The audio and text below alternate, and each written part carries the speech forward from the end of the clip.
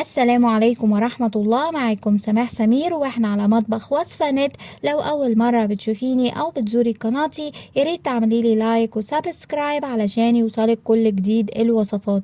النهاردة إن شاء الله هشارككم طريقة عمل فطاير مالحة بعجينة ولا أروع، بتطلع هشة وخفيفة وطرية ومن المخبوزات اللي شكلها حلو جدا، وعبارة عن ساندويتش مغلق تقدري تحشيه حلو أو حادق. طبعا مناسبة جدا للمدارس أو الرحلات، وكمان تقدري تفرزيها بكميات وتطلع عند الاستخدام. من المخبوزات الحلوة جدا، أتمنى تجربيها معايا. يلا بينا نشوف المقادير وطريقة التحضير.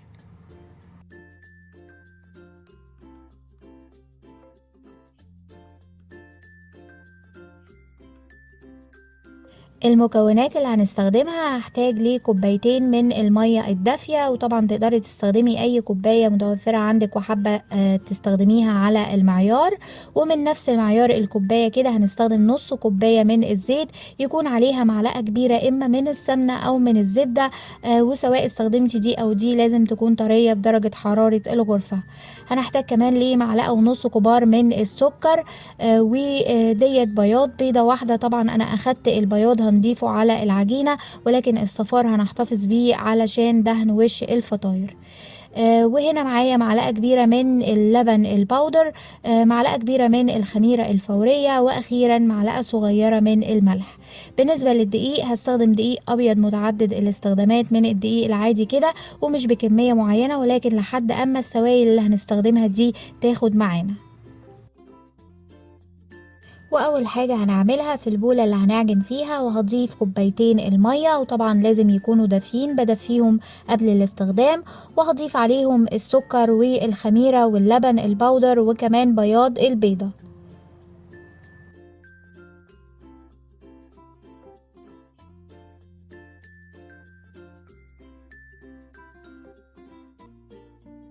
هقلب كل المزيج ده كويس جدا لحد اما يختلط كل المكونات ببعض، والسكر يدوب وما يبقاش فيه اي حبيبات.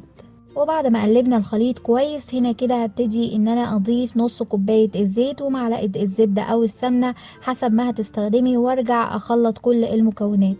طبعا كده خلاص هبتدي بقى اضيف الدقيق بتاعي، وهعديه على مصفى او منخل ضيق بالشكل ده. هضيف الدقيق شوية بشوية وهستمر في التقليب مع اضافة الدقيق كده لحد اما تتشكل معايا عجينة. وطبعا ما تنسيش تضيفي الملح مع الدقيق.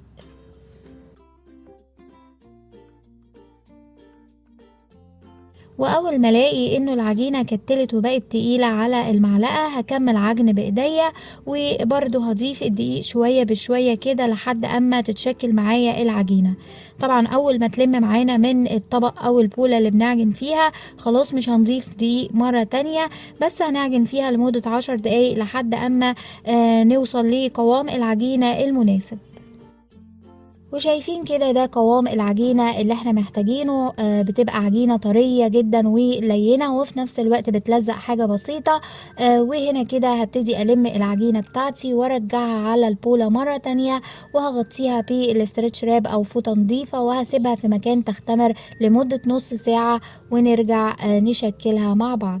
وفي الوقت ده هنحضر الحشوة. انا بالنسبة لي هحشيها بميكس من الجبنة، بس طبعا نفس الفطاير تقدري تحشيها حلو او حادق، ممكن تعمليها بالشوكولاتة بالكراميل او بالمربى.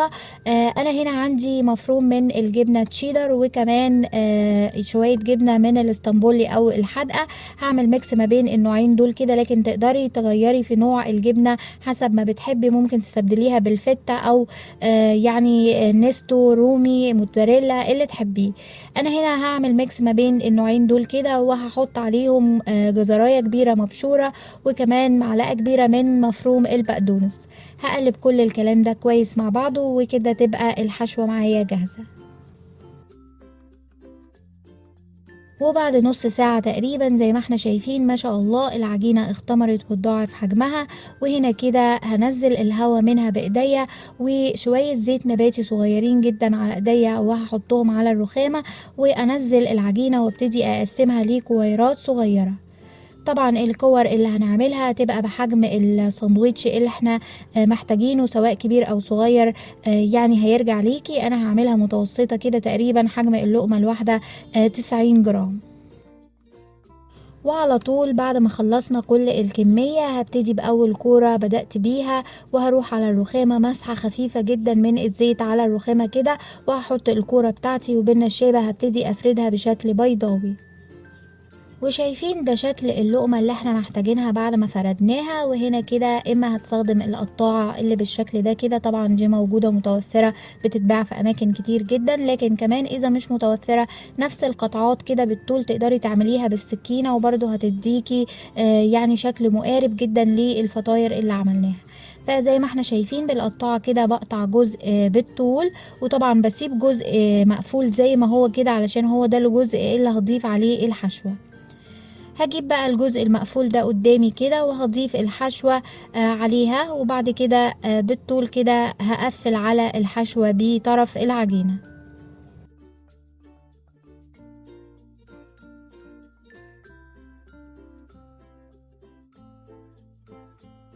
وبعد كده هرول القطعة لحد النهاية. شايفين شكلها بيطلع حلو جدا، وهقفل على الجنبين بايديا بالشكل ده. وهنا ببقى مجهزة الصاج بتاعي. الصاج بدهنه حاجة بسيطة من الزبدة او السمنة، وببتدي ارص اللقيمات عليه. طبعا انا كل الكمية او كل الكور اللي احنا قسمناها هشكلها بنفس الطريقة.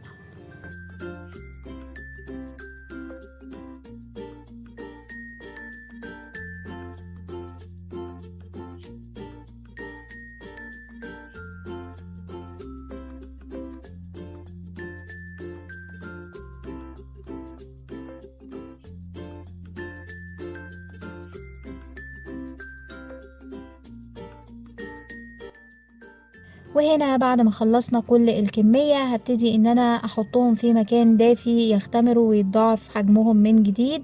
تقريبا انا هسيبهم لمدة 20 دقيقة. وبعد اختمار الفطاير بالشكل ده كده هنا بحضر الخليط اللي هدهن بيه الوش، وهو عبارة عن صفار البيضة اللي احنا احتفظنا بيها على البداية، وكمان هضيف فوقه 3-4 معالق كبار من اللبن. وخلي بالي اللبن ما يبقاش ساقع من التلاجة، الا بيبقى فاتر او دافي حاجة بسيطة او بدرجة حرارة الغرفة. كمان هضيف هنا مكون حلو جدا بيدي الفطاير بتاعتي يعني لون ولا اروع، وهو مناسب بس للحشوات المالحة. فاذا حشيتي حشوة مالحة ممكن تستخدميه، وهو معلقة صغيرة من الكركم. وهقلب كل المزيج ده مع بعضه كويس جدا، وهروح على الفطاير خلاص اختمرت بالشكل ده، وهدهن الوش من كل اتجاه. طبعا تقدري تضيفي حبة البركة او السمسم اذا حابة، انا مش هضيف لها اي حاجة. هدهن وش الفطاير، وطبعا ببقى مجهزة الفرن بتاعي مسبقا وسخنته كويس جدا، وهثبت درجة الحرارة على اعلى درجة حرارة عندي 200-250.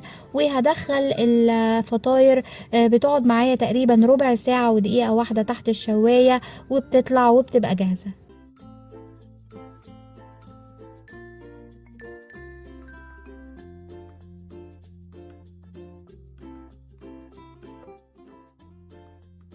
واول ما بتطلع وهي سخنة على طول بنرشها ببخاخة مية نظيفة، ونغطيها بفوطة او حاجة خفيفة لمدة 5 أو 10 دقايق علشان نحافظ على طراوتها.